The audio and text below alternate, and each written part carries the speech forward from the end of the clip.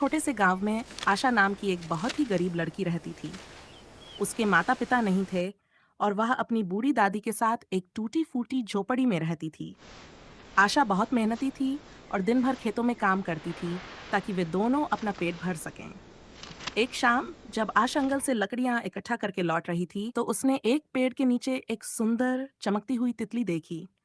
उसके पंख इंद्रधनुष के रंगों की तरह चमक रहे थे, लेकिन वह एक कांटेदार छाड़ी में फंसी हुई थी। आशा को उस तितली पर बहुत दया आई। उसने धीरे धीरे और सावधानी से कांटों को हटाया और तितली को आजाद कर दिया। जैसे ही तितली आजाद हुई, वह एक तेज रोशनी में बदल गई। उस रोशनी में से एक खूबसूरत परी निकली, जिसके पंख उसी तितली की तरह रंगीन थे। उसने मुस्कुराते हुए कहा, धन्यवाद प्यारी आशा। मैं पंखुड़ी हूँ, एक जादुई परी। तुमने मेरी मदद की। अब बताओ मैं तुम्हारी क्या मदद कर सकती हूँ? आशा हैरान थी, लेकिन उसने डरते डरते कहा, परी जी, मेरी दादी बहुत बीमार हैं और हमारे पास उनके इलाज के लिए पैसे नहीं हैं। क्या आप उनकी मदद कर सकती हैं? परी पंखुड़ी ने अपनी जादुई छड़ी घुमाई।